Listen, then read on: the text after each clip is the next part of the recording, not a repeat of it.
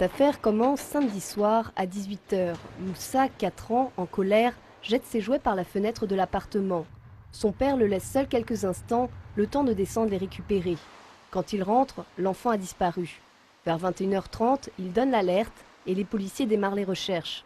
Dimanche, vers 17 h, soit 23 h plus tard, Moussa est découvert à Vigneux-sur-Seine, à quelques kilomètres de son domicile, inconscient sur le balcon de cet immeuble. C'est par cet étroit hublot du 20e étage que Moussa serait passé avant de chuter 5 étages plus bas. La résidente qui a donné l'alerte revient à visage caché sur cet accident. Il y avait un hélico de la gendarmerie qui tourne. Moi, je suis au 22e dans la tour d'à côté. J'ai un petit garçon de 11 ans qui est passionné. Il a regardé toute l'après-midi l'hélico tourner vers les terrains là-haut, vers le lac. Ensuite, l'hélico s'est posé derrière la gare. Mon petit, il est sorti de la fenêtre. J'ai dit, bon, Brighton, tu sors de la fenêtre. Ok, maman. 2 minutes après, il joue, il retourne à la fenêtre, il revient, il fait que ça. Au bout d'un petit quart d'heure, il me dit, maman, maman. Je dis, qu'est-ce qui se passe? Il y a un enfant couché sur la terrasse, sur le ventre, les bras en avant, il est mort. Je dis, comment ça, un enfant qui est mort?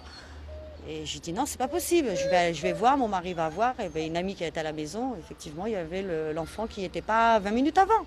Rapidement, les secours sont sur place et interviennent pour secourir Moussa, encore en vie. Il y a un des pompiers qui a écarté les barreaux de la cage d'escalier, qui a accédé par le vide pour accéder à l'enfant immédiatement. Les autres secours sont montés par la trappe, on les a vus, ils ont donné les secours à l'enfant, ils ont mis les couvertures, le machin, les premiers soins, ils l'ont emmené. Moussa est actuellement à l'hôpital Necker à Paris et son pronostic vital est toujours engagé. Pour le moment, la sécurité départementale d'Evry enquête pour découvrir ce qu'il s'est passé pendant ces 23 heures et comment cet enfant est arrivé au 20e étage de cet immeuble.